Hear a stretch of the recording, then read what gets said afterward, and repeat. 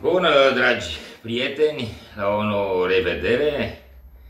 Vă salut și nu încep decât prin a vă mulțumi pentru interesul manifestat la primul episod într-un serial pe care ni-l dorim cât mai lung, cu acești doi protagoniști absolut inegalabili, care au primit felicitări atât pe pagina mea de socializare, cât și, nu știu, la întâlnirea mea cu prieteni, cu cadre medicale.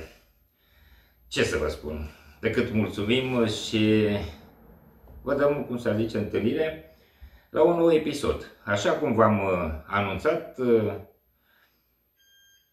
tema este de asemenea una foarte interesantă și, de ce nu, chiar controversată. Așa cum am spus, nu vrem să ținem cursuri nici de anatomie, nici de medicină, nu este cazul, ci pur și simplu ne dorim să abordăm câteva probleme extrem de controversate.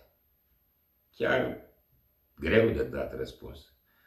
Și e o întrebare așa pe buzele multor pacienți care se adresează cabinetelor medicale și care sunt uneori supărați, contrariați, și trebuie să le dai un răspuns. Pentru că atunci când îi descoperi cu valori mari ale tensiunii arteriale, adică hipertensiunea arterială, acesta este tema de astăzi, te întreabă în mod firesc atunci când tu, ca medic, faci recomandarea de tratament, scrii rețeta, nu? Banal, la rețetă cu care pacientul trebuie să se ducă în farmacie, să-și dedice medicamentele, înceapă să le ia în scopul de a-și normaliza tensiunea arterială, cum o să vedem. El te întreabă și tu trebuie să-i răspunzi, că de-aia ești doctor. Și de multe ori și pe mine mă întreabă și trebuie să spun că mi-e foarte greu să dau acest răspuns, că sună ca o ghilotină. Odată descoperit cu hipertensiune arterială, pacientul nostru sau pacienta noastră trebuie să urmeze tratament antihipertensiv toată viața? Da, o să spunem unii.